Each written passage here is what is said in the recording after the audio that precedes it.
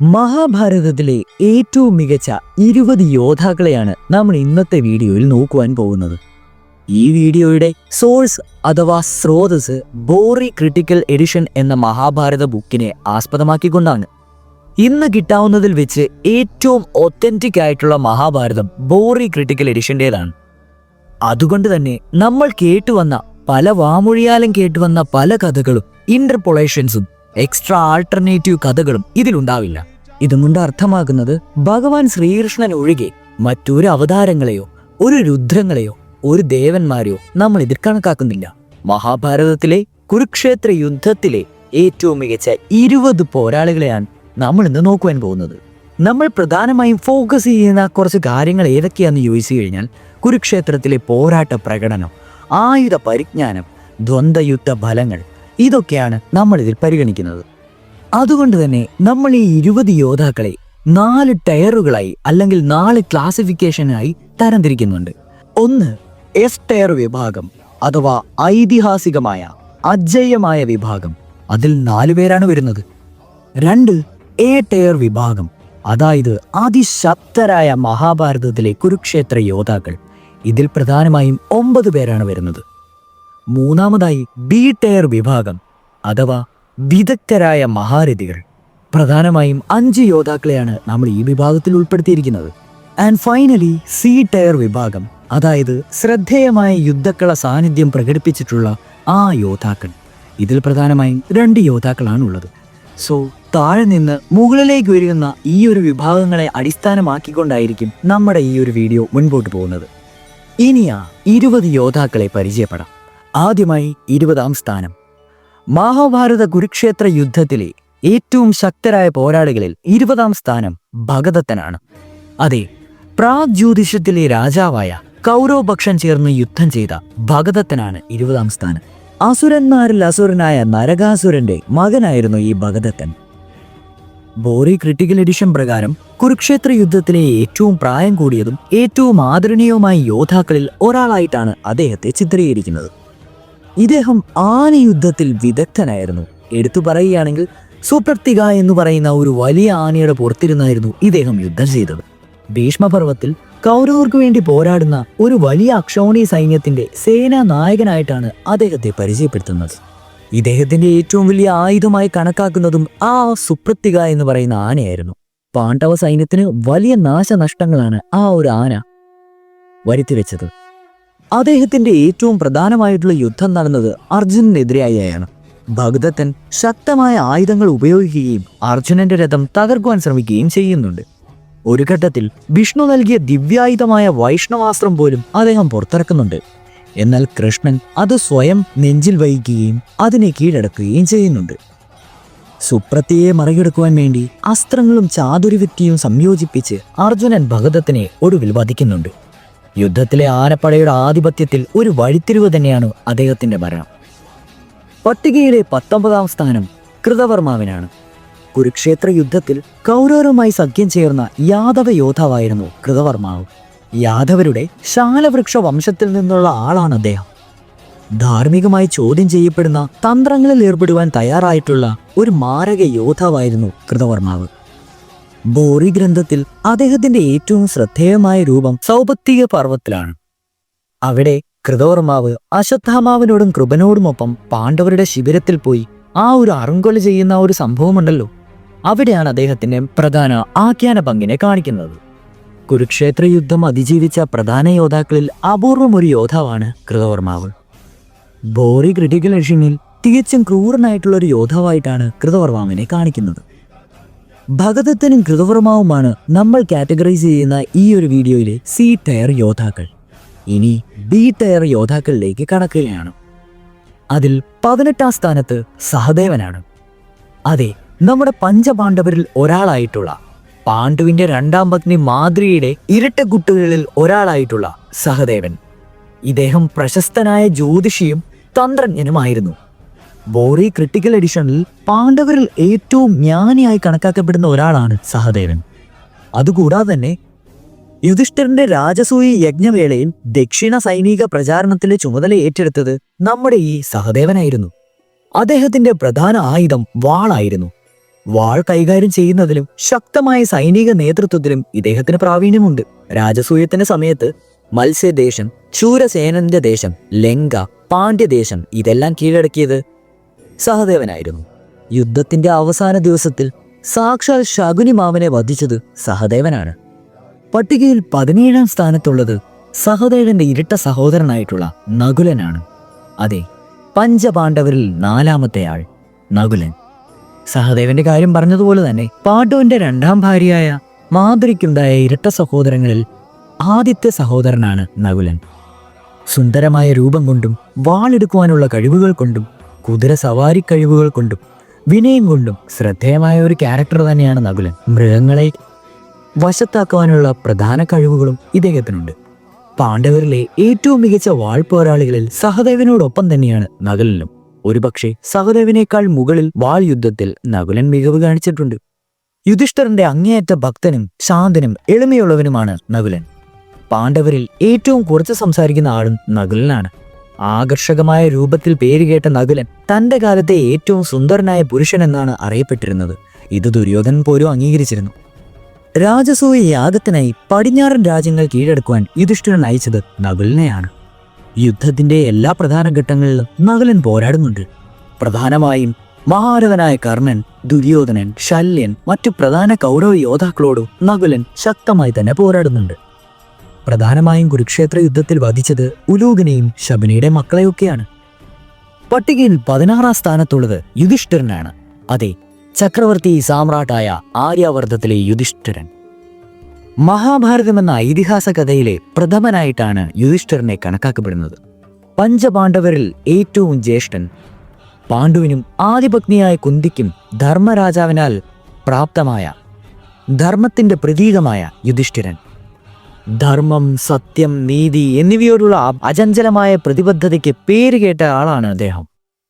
ആദിപർവം, സഭാപർവം, വനപർവം, വിരാടപർവം, ഉദ്യോഗപർവം, ഭീഷ്മപർവം, സൗഭക്തിക പർവം, മഹാപ്രാസ്തീനിക പർവം എന്നിങ്ങനെ ബോറി ക്രിട്ടിക്കൽ എഡിഷനിലെ ഉടനീളം കാണുവാനടങ്ങുന്ന ഒരു ക്യാരക്ടറാണ് യുധിഷ്ഠിരൻ. വനവാസകാലത്ത് ഋഷിമാരിൽ നിന്നും യുദ്ധകാലത്ത് കൃഷ്ണനിൽ നിന്നും മാർഗനിർദ്ദേശം തേടുന്ന ഒരു ജ്ഞാനിയായ ലിസണർ അഥവാ ശ്രോതാവായി യുധിഷ്ഠിരനെ ചിത്രീകരിക്കുന്നു. ശ്രദ്ധേയമായി നിർണായക യുദ്ധ സമ്മേളനങ്ങളിലും യുദ്ധക്കള തീരുമാനങ്ങളിലും അദ്ദേഹത്തിന്റെ ചുമതലയേറ്റ നേതൃത്വം അലങ്കാരങ്ങളില്ലാതെ ഉൾപ്പെടുന്നുണ്ട്. കുന്തവും വാളുമായിരുന്നു അദ്ദേഹത്തിന്റെ പ്രധാന ആയുധങ്ങൾ. രഥയുദ്ധങ്ങളിലും അദ്ദേഹം അതിവിദഗ്ധനായിരുന്നു. ഭീമനെയോ അർജുനനെയോ പോലെയോ അറ്റാക്കിംഗ് സ്റ്റൈലായിട്ടുള്ള ഒരു യുദ്ധനീതി അല്ലായിരുന്നു അദ്ദേഹത്തിൻ്റെത്. മറിച്ച് ഡിഫെൻസീവായിട്ടുള്ള യുദ്ധമുറങ്ങളായിരുന്നു അദ്ദേഹത്തിന്റെ ശൈലി. ആവശ്യമുള്ളപ്പോൾ മാത്രം പോരാടി മടിച്ചു നിൽക്കുന്നവർക്ക് മോട്ടിവേഷനൊക്കെ കൊടുത്ത് തന്ത്രപരമായ യുദ്ധവ്യൂഹങ്ങളൊക്കെ ചമച്ചു നിൽക്കുന്നതിൽ പ്രധാനിയായിരുന്നു യുധിഷ്ഠിരൻ. അസാമാന്യ സംയമനമായിരുന്നു യുധിഷ്ഠിരന്റെ കഴിവിന്റെ ഒന്നാമത്തെ ഘടന. യുധിഷ്ഠിരന്റെ പ്രധാന യുദ്ധവധങ്ങളിൽ പ്രധാനമായിട്ടുള്ളത് ശല്യവധമാണ്. അതെ, യുദ്ധത്തിന്റെ 18ാം ദിവസം. അതുകൂടാതെ തന്നെ ദുശാസനന്റെ മക്കളെയും ത്രികൃത്തയിലെ ഒട്ടുമിക്ക എല്ലാ സേനാധിപന്മാരെയും വധിച്ചത് അദ്ദേഹമാണ്. പട്ടികയിൽ 15ാം സ്ഥാനത്തുള്ളത് ജയദ്രഥനാണ്. കൗരവ സഹോദരിയായ ദുഷല്ലയുടെ പതി അഥവാ ഹസ്ബൻഡാണ് നമ്മുടെ ഈ ജയദ്രഥൻ.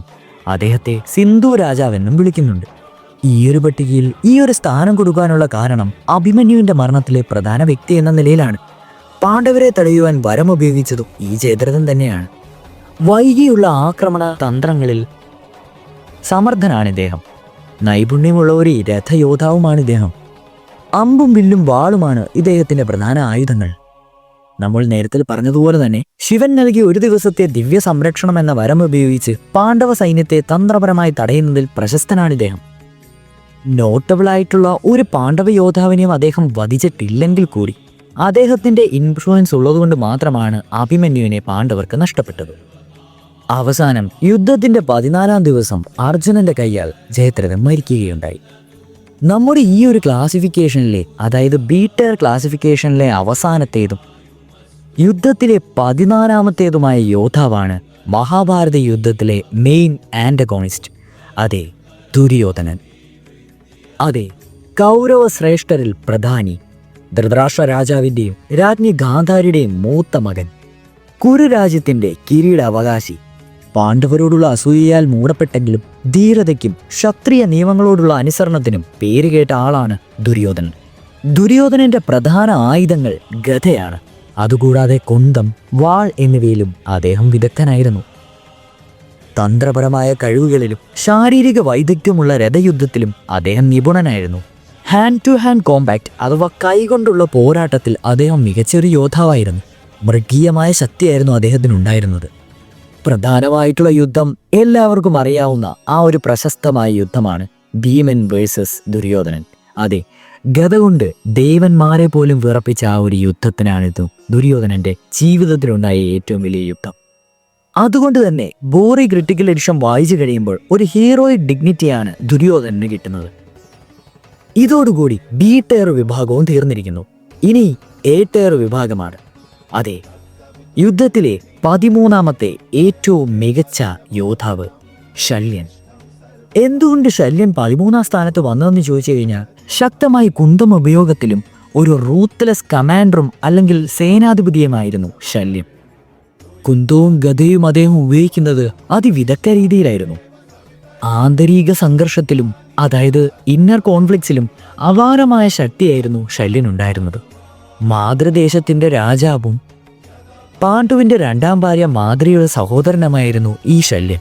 അതുകൊണ്ട് തന്നെ നമ്മുടെ നകുലന്റെയും സഹദേവന്റെയും മാതുലനായിട്ട് ശല്യനെ വ്യാഖ്യാനിക്കുന്നുണ്ട്.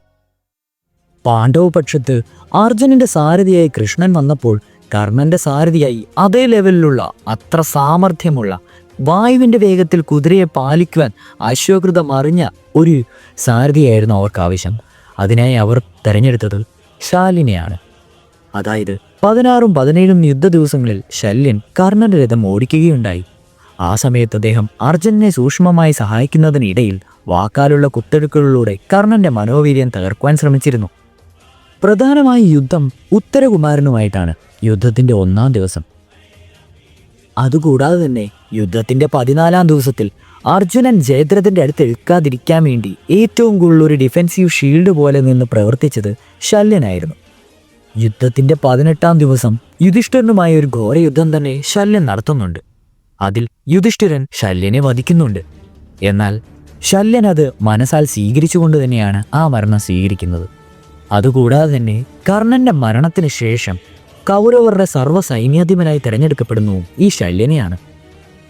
പട്ടികയിലെ 12ാം സ്ഥാനം കൃപാചാര്യനാ. എന്തുകൊണ്ട് അർഹനെന്ന് ചോദിച്ചു കഴിഞ്ഞാൽ, അമർത്യനായ ഒരു ഋഷി യോദ്ധാവായിരുന്നു കൃപാചാര്യർ. അതുപോലെ തന്നെ അപൂർവങ്ങളിൽ അപൂർവമായി മാത്രമേ കൃപാചാര്യർ പരാജയപ്പെട്ടിട്ടുള്ളൂ. യുദ്ധത്തെ അതിജീവിക്കുകയും ചെയ്ത ചുരുക്കം ചില ആൾക്കാരിൽ ഒരുവനായിരുന്നു കൃപാചാര്യൻ. ബോറിയുടെ സമ്മറിയിൽ ക്വയറ്റ് ബട്ട് ഡേഞ്ചറസ് എന്നാണ് കൃപാചാര്യരെ വിശേഷിപ്പിക്കുന്നത്. പാണ്ഡവ കൗരവ രാജകുമാരന്മാരുടെ ഒരു ഐതിഹാസിക ഗുരു തന്നെയായിരുന്നു കൃപാചാര്യർ. കലിയുഗം മുഴുവൻ ജീവിക്കുവാൻ വിധിക്കപ്പെട്ട ചിരഞ്ജീവികളിൽ ഒന്നുമാണ് അദ്ദേഹം. അമ്പും വില്ലും പ്രയോഗിക്കുന്നതിൽ ഒരു എക്സ്പേർട്ട് തന്നെയായിരുന്നു കൃപാചാര്യർ. അതുപോലെ തന്നെ കുന്തമോ അതുപോലുള്ള ഹ്രസ്വദൂര ആയുധങ്ങളും ഉപയോഗിക്കുന്നതിൽ അതിസമർത്ഥനായിരുന്നു കൃപാചാര്യർ. അർജുനനെ പോലെ വേഗതയുള്ളവനായിട്ടല്ല ബോറി ഇദ്ദേഹത്തെ ക്ലാസിഫൈ ചെയ്തിരിക്കുന്നത്, മറിച്ച് ഒരു മുതിർന്ന യോദ്ധാവും തന്ത്രപരമായി ഉറച്ചു നിൽക്കുന്നവനുമായിട്ടാണ്. ഒരു സ്ട്രാറ്റജിസ്റ്റ് തന്നെയായിരുന്നു കൃപാചാര്യർ. ഒളിഞ്ഞിരിക്കുന്ന പാണ്ഡവരെ, അതായത് വിരാട സമയത്തിൽ കുറെ ചാരന്മാരെ അയച്ച് അവർ എവിടെയാണെന്ന് കണ്ടുപിടിക്കുന്നതിൽ പ്രധാനിയായ ഒരു സ്ട്രാറ്റജിസ്റ്റ് കൃപാചാര്യരായിരുന്നു. മഹാമയനായ ഭീഷ്മർ പോലും മഹാരഥനായി പ്രഖ്യാപിച്ച ഒരാളായിരുന്നു കൃപാചാര്യർ. സാത്യകി, സഹദേവൻ, അർജുനൻ, ഭീമസേനൻ, ശിഖണ്ഡി, യുയൂധനൻ എന്നിവർക്കെതിരെ ശക്തമായി പോരായി. പ്രധാനമായും അഭിമന്യുവിനെ സംരക്ഷിച്ചുകൊണ്ടിരുന്ന സുകേതുവിനെയും ഒരു കാളിന്ദ രാജകുമാരനെയും അദ്ദേഹം വധിച്ചു. യുദ്ധത്തിന്റെ അവസാനം കൃതവർമാവും അശ്വത്ഥാമാവും തമ്മിൽ ആ ഒരു നൈറ്റ് അറുംകൊല്ല പ്ലാൻ ചെയ്യുന്ന സമയത്ത് അതിനെതിരെ ഒരു തവണയെങ്കിലും ശബ്ദിച്ചത് കൃപാചാര്യർ മാത്രമായിരുന്നു. അടുത്തത് പട്ടികയിലെ 11ാമത്തെ മഹാരഥനാണ് ദ്രുപദൻ. എന്തുകൊണ്ട് 11ാം സ്ഥാനം എന്ന് ചോദിച്ചു കഴിഞ്ഞാൽ, തന്റെ കാലഘട്ടത്തിൽ ജീവിച്ചിരുന്നവരിൽ മഹാമയനായ ഭീഷ്മരും മഹാഗുരുമായ ദ്രോണരും കഴിഞ്ഞു കഴിഞ്ഞാൽ ഏറ്റവും വലിയ യോദ്ധാവ് അത് ദ്രുപദനായിരുന്നു. പാഞ്ചാല ദേശത്തിന്റെ നരേശനായി അദ്ദേഹം വാണു. ഇദ്ദേഹം യജ്ഞസേനൻ എന്നാണ് അറിയപ്പെട്ടിരുന്നത്. ദ്രൗപദി, ദൃഷ്ടദ്യുമ്നൻ, ശിഖണ്ഡി എന്നിവരുടെ പിതാവും ഇദ്ദേഹമായിരുന്നു.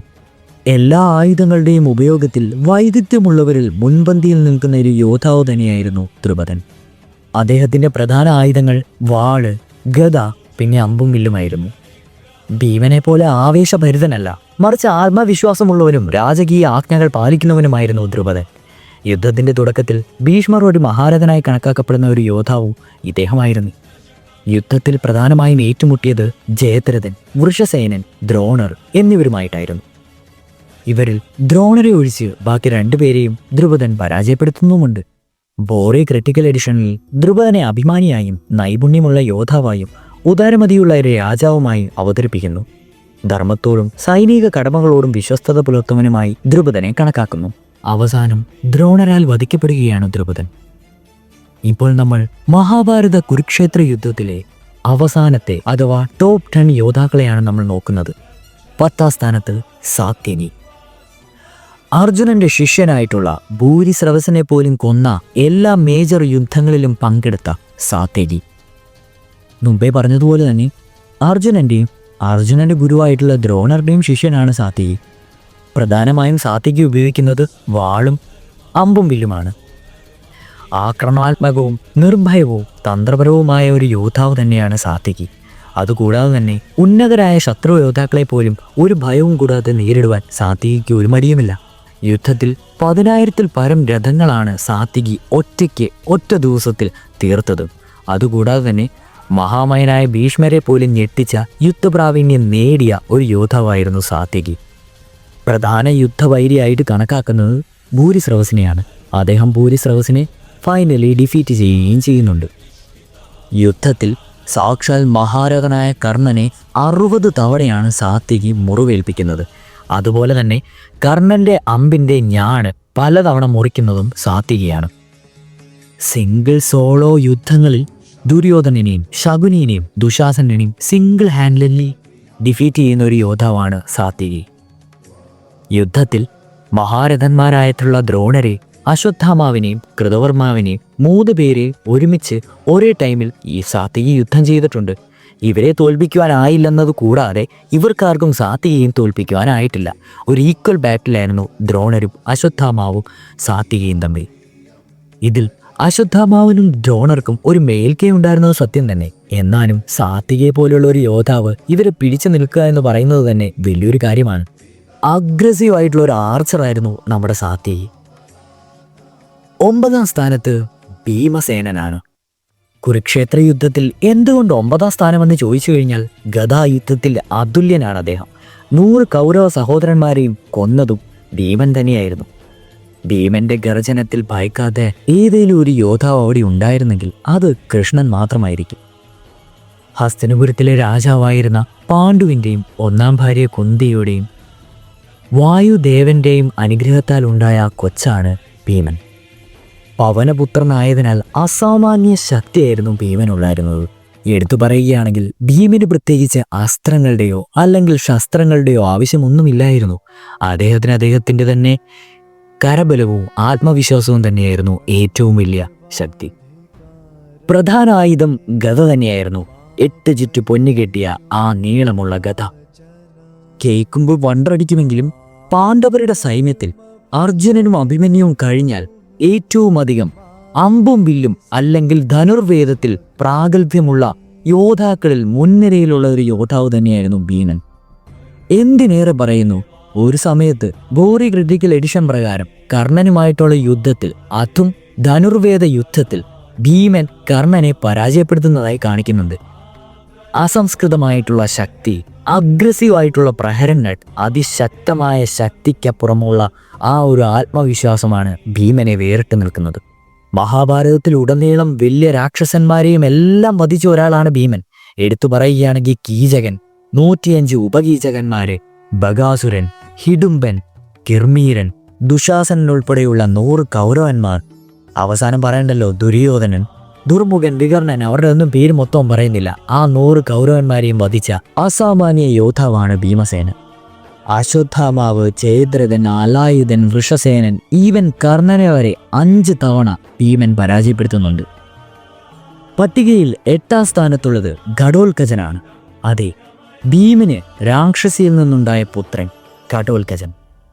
എന്തുകൊണ്ട് 8ാം സ്ഥാനം എന്ന് പറഞ്ഞു കഴിഞ്ഞാൽ കൗരവ പടയ്ക്ക് ഏറ്റവും കൂടുതൽ നാശനഷ്ടം വിതച്ച ഒരു യോദ്ധാവ് എന്ന നിലയിലാണ്. അതെ, രാത്രി യുദ്ധങ്ങളിൽ ഘടോൽക്കജൻ ക്രിയേറ്റ് ചെയ്തിട്ടുള്ളത്രോ മാസൊന്നും ഇതുവരെ ഒരു യോദ്ധാവും അവിടെ ക്രിയേറ്റ് ചെയ്തിട്ടില്ല.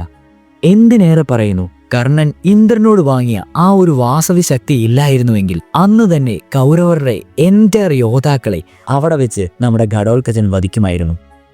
ഭീമാകാരമായിട്ടുള്ള ഗദയായിരുന്നു അദ്ദേഹത്തിന്റെ ആയുധം. പ്രധാനമായും രാക്ഷസ ലീലകളും ഉണ്ടായിരുന്നു, അതായത് ടൈപ്പ് ഓഫ് ഇല്യൂഷൻസ് അല്ലെങ്കിൽ മാജിക്സ്. കൗരവ സൈന്യത്തിലും ഒരു രാക്ഷസനുണ്ടായിരുന്നു, അലംബുഷൻ. ഈ അലംബുഷനെ കൈകാര്യം ചെയ്യുന്നതും ഘടോൽക്കജനാണ്. നമ്മൾ നേരത്തെ പറഞ്ഞതുപോലെ തന്നെ യുദ്ധത്തിന്റെ 14ാം ദിവസം ദ്രോണപർവ്വത്തിൽ ഇങ്ങനെ കറക്റ്റായിട്ട് പറയുന്നുണ്ട്, അലായുധനെയും അലംബുഷനെയും അവൻ വധിച്ചു. അതുകൂടാതെ തന്നെ ദ്രോണരെയും ദുര്യോധനനെയും കർണനെയും ദുശാസനെയും അവരുടെ ഏറ്റവും പരമോന്നത നിലയിലുള്ള അസ്ത്രങ്ങൾ വരെ എടുപ്പിക്കുവാൻ തയ്യാറെടുത്തരാക്കി. വാസവി ശക്തി അവസാനം കർണൻ ഉപയോഗിച്ചപ്പോൾ അദ്ദേഹം വലിയൊരു ജൈന്റ് അല്ലെങ്കിൽ ഭീമാകാരമായിട്ടുള്ള ശരീരമായി മാറി അവരുടെ ഒരു എൻറ്റയർ കൗരവ അക്ഷൗണി സേനയും നശിപ്പിച്ചുകൊണ്ടാണ് ഘടോൽക്കജൻ പോയത്. ഇത്രയേറെ ഹവോക്ക് ആൻഡ് ഇല്യൂഷൻസ് ക്രിയേറ്റ് ചെയ്ത പാണ്ഡവന്മാരിലെ ഒരു യോദ്ധാവിനെ വേറെ കാണുവാൻ കഴിയില്ല. അതുകൊണ്ട് തന്നെയാണ് ഘടോൽക്കജന് ഈ സ്ഥാനം കൊടുത്തിരുന്നത്. 7ാം സ്ഥാനത്ത് അഭിമന്യുവാണ്. അതെ, അർജുനയുടെയും സുഭദ്രയുടെയും പുത്രനായിട്ടുള്ള സാക്ഷാൽ കൃഷ്ണൻ ട്രെയിൻ ചെയ്തിട്ടുള്ള അഭിമന്യു. എന്തുകൊണ്ട് അഭിമന്യുവിന് 7ാം സ്ഥാനം എന്ന് ചോദിച്ചു കഴിഞ്ഞാൽ ഒറ്റ ഉത്തരമേ ഉള്ളൂ. ഏറ്റവും ചെറുപ്രായത്തിൽ തന്നെ മഹാരഥൻ എന്ന് പറയുന്ന ആ ഒരു പട്ടം കിട്ടിയ ആൾ.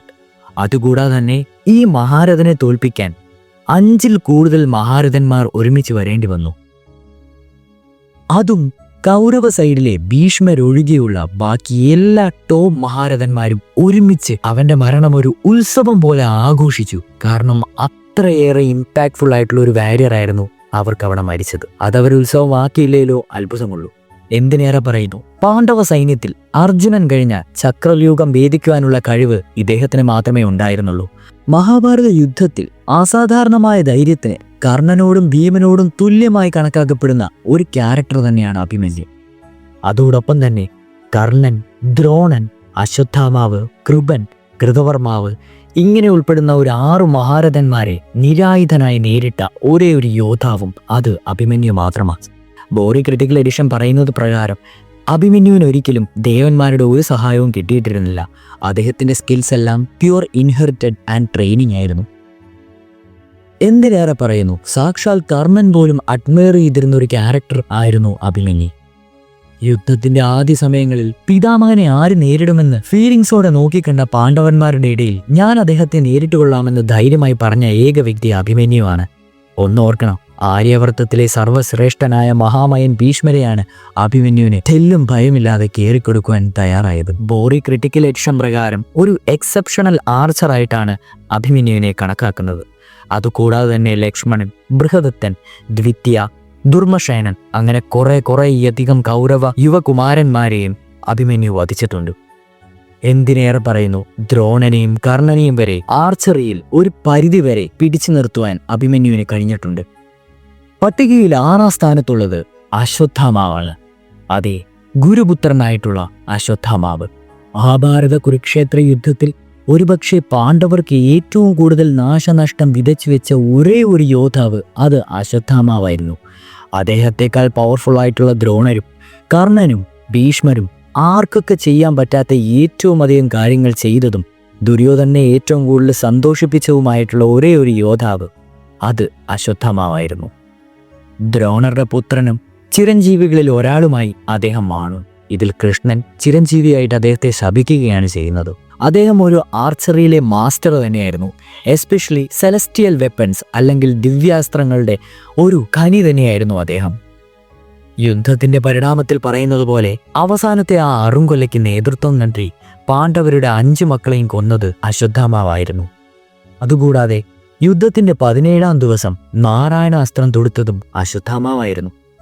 കുരുക്ഷേത്ര യുദ്ധത്തിൽ അർജുനനെയും ഭീമനെയും ഏറ്റവും കൂടുതൽ വിഷമിപ്പിച്ച യോദ്ധാക്കളിൽ മുൻനിരയിലുള്ള ഒരു യോദ്ധാവായിരുന്നു അശ്വത്ഥാമാവ്. യുദ്ധാവസാനം ഉത്തരയുടെ ഗർഭസ്ഥ ശിശുവിലേക്ക് ബ്രഹ്മാസ്ത്രം തൊടുക്കുകയും അതിനാൽ കൃഷ്ണന്റെ ശാപം ഏറ്റുവാങ്ങുകയും ചെയ്യപ്പെടുന്ന ഒരു ക്യാരക്ടറാണ് അശ്വത്ഥാമാവ്. അദ്ദേഹം കൊന്നവരിൽ പ്രധാനിയായത് പാണ്ഡവരുടെ സർവ്വ സൈന്യാധിപനായിട്ടുള്ള ദൃഷ്ടദ്യുമ്നനായിരുന്നു. അതുകൂടാതെ ശിഖണ്ഡി, ദ്രുപദിയുടെ മക്കൾ, ഇതെല്ലാം അദ്ദേഹത്തിന്റെ നോട്ടബിൾ കിൽസാണ്. പട്ടികയിൽ 5ാം സ്ഥാനത്തുള്ളത് പാണ്ഡവ കൗരവ കുമാരന്മാരുടെ പ്രഥമ ഗുരു, ശുഭസൂര്യ ശോഭയിൽ തെളിയുന്ന ദ്രോണ, നക്ഷത്ര കോടികൾ കതിപനാം ദ്രോണ. അതെ, ജന്മം കൊണ്ട് ബ്രാഹ്മണനായും കർമ്മം കൊണ്ട് ക്ഷത്രിയനായും മാറിയ ആ ഒരു യോദ്ധാവ് സാക്ഷാൽ ദ്രോണാചാര്യർ. അസ്ത്രവിദ്യയിൽ നിപുണനായിരുന്നു ദ്രോണാചാര്യർ. സാക്ഷാൽ പരശുരാമന്റെ ശിഷ്യനുമായിരുന്നു ദ്രോണ. ഒരു തരത്തിൽ പറയുകയാണെങ്കിൽ മഹാഭാരതത്തിൽ ഭീഷ്മർക്കും അർജുനനോടും ഒപ്പം തന്നെ ദിവ്യാസ്ത്രങ്ങളെ പറ്റിയുള്ള നോളജ്, ഡിവൈൻ വെപ്പൺസിനെ പറ്റിയുള്ള നോളജ് ഏറ്റവും അധികം ഉള്ള 3 ലെജൻഡറി വാരിയേഴ്സിൽ ഒരാളാണ് ദ്രോണാചാര്യ. അതുകൂടാതെ തന്നെ ഒരു സ്പെഷ്യലിസ്റ്റ് ആയിരുന്നു. ബ്രഹ്മാസ്ത്രം, ആഗ്നേയാസ്ത്രം, വായുവാസ്ത്രം, ഐന്ദ്രം, വരുണം, രുദ്രം, അങ്ങനെ ഓരോ ദിവ്യാസ്ത്രങ്ങളുടെയും ഒരു സ്പെഷ്യൽ വിദഗ്ധൻ തന്നെയായിരുന്നു ദ്രോണാചാര്യർ. ധനുർവേദത്തിൽ മാസ്റ്റർ, ഗദായുദ്ധത്തിൽ സ്കിൽഡ് ആയിട്ടുള്ള, നരയുദ്ധത്തിൽ അതായത് ഹ്യൂമൻ വാർഫെയറിൽ കില്ലാടിയാണ്. പിന്നെ പറയണ്ടല്ലോ, മഹാഭാരത യുദ്ധത്തിൽ വ്യൂഹങ്ങളുടെ ചമയക്കാരൻ എന്നറിയപ്പെടുന്നു ദ്രോണരെ തന്നെയാണ്. കാരണം ദ്രോണർക്കറിയാൻ പാടില്ലാത്ത വ്യൂഹങ്ങളൊന്നും ഇല്ലായിരുന്നു എന്ന് തന്നെ പറയാം. അതുകൂടാതെ തന്നെ സ്പോണ്ടേനിയസ് ആയിട്ട്, അതായത് നിൽക്കുന്ന നിപ്പിൽ ഇതുവരെ കേട്ടിട്ടില്ലാത്ത വ്യൂഹം തന്നെ മനസ്സിൽ വിചാരിച്ച് അത് ഫോർമേറ്റ് ചെയ്തെടുക്കുവാനുള്ള കഴിവുള്ള ചുരുക്കം ചില യോദ്ധാക്കളിൽ മുൻപന്തിയിൽ തന്നെയാണ് ദ്രോണ. എന്തിനേറെ പറയുന്നു, മഹാഭാരതത്തിൽ സാക്ഷാൽ മഹാമയനായ ഭീഷ്മർ പാണ്ഡവർക്കും കൗരവർക്കും അവർക്കൊത്ത ഒരു ഗുരുവിനെ വേണമെന്ന് പറഞ്ഞപ്പോൾ മനസ്സിൽ ആഗ്രഹിച്ചത് ദ്രോണരെയാണ്. അതിന് ഇൻവൈറ്റ് ചെയ്തു വന്ന ആളാണ് ദ്രോണാചാര്യർ.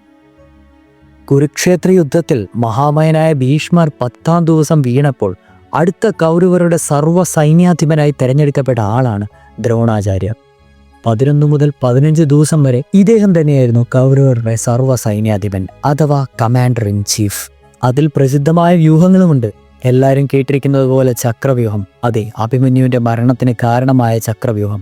പിന്നെ പത്മവ്യൂഹം.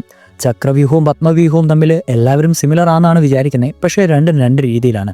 ചക്രവ്യൂഹം ഒരുമാതിരി സർക്കുലർ രീതിയിലിരിക്കും, പത്മവ്യൂഹം ലോട്ടസ്, താമര പോലെ കണക്കാണ് ഇരിക്കുന്നത്. ആൻഡ് പിന്നെ ശക്ത, സൂചിമുഖ, അങ്ങനെ ഇഷ്ടം പോലെ വളരെ പ്രസിദ്ധമായ വ്യൂഹങ്ങൾ ചമയ്ക്കുന്നതിൽ പ്രസിദ്ധരായിരുന്നു നമ്മുടെ ദ്രോണാചാര്യർ. ശസ്ത്രമുള്ള ദ്രോണാചാര്യരെ തോൽപ്പിക്കുവാൻ ആർക്കും തന്നെ കഴിയില്ലെന്നായിരുന്നു അന്നത്തെ ഒരിത്. എന്തിനേറെ പറയുന്നു, ദ്രോണാചാര്യരുടെ വീക്ക്നെസ് മനസ്സിലാക്കുവാൻ കൃഷ്ണൻ തന്നെ വേണ്ടി വന്നു. അതെ, അശ്വത്ഥാമാവ്, സ്വന്തം പുത്രനോടുള്ള അമിതമായ സ്നേഹം മാത്രമായിരുന്നു ദ്രോണറുടെ വീക്ക്നെസ്. അതിനാൽ തന്നെ അശ്വത്ഥാമാവ് മരിച്ചു എന്ന് പറഞ്ഞ് അദ്ദേഹത്തിൻ്റെ മൈൻഡ് വീക്കാക്കി ആ ടൈമിൽ അറ്റാക്ക് ചെയ്യാനുള്ള ഒരു സ്പെഷ്യൽ സ്ട്രാറ്റജി തന്നെയായിരുന്നു പാണ്ഡവർ യൂസ് ചെയ്തത്. ഇതിനായിട്ട് അവർ മെയിൻ കരുവാക്കിയെടുത്തത് യുധിഷ്ഠിരനെ തന്നെയായിരുന്നു. യുധിഷ്ഠിരൻ ജീവിതത്തിൽ ഉടനീളം കള്ളം പറയാത്തൊരു വ്യക്തിയാണ്. അദ്ദേഹത്തെ കൊണ്ട് കള്ളം ഒരു തരത്തിൽ പറയിപ്പിച്ചു എന്ന് വേണമെങ്കിൽ പറയാം. അശ്വത്ഥാമാവ് എന്ന് പറയുന്ന ഒരു ആനയുണ്ടായിരുന്നു, ഒരു ഗജവീരൻ. അദ്ദേഹത്തിന് ഭീമൻ തന്നെ കൊന്നു. എന്നിട്ട് യുധിഷ്ഠിരനോട് അശ്വത്ഥാമാവ് മരിച്ചു എന്ന് പറയുവാൻ കൃഷ്ണൻ പറഞ്ഞു. അതായത് അശ്വത്ഥാമാവ് എന്നൊരു ആന മരിച്ചു എന്ന് അദ്ദേഹം മനസ്സിൽ പതിയെ പറയുകയും അശ്വത്ഥാമാവിനെ ഭീമൻ കൊന്നു എന്ന് ഉച്ചത്തിൽ പറയുകയും ചെയ്തു. യുധിഷ്ഠിരൻ കള്ളം പറയാത്തതുകൊണ്ട് ദ്രോണർ അത് വിശ്വസിച്ചു. ഇത് കേട്ട് നമ്മുടെ ദ്രോണർ തൻ്റെ ശസ്ത്രം ഉപേക്ഷിച്ചു. കാരണം അശ്വത്ഥാമാവ് എന്ന് പറയുന്ന തൻ്റെ പുത്രനുള്ളതുകൊണ്ട് മാത്രമാണ് അദ്ദേഹം കൗരവരുടെ സൈഡിൽ ചേർന്നത് തന്നെ.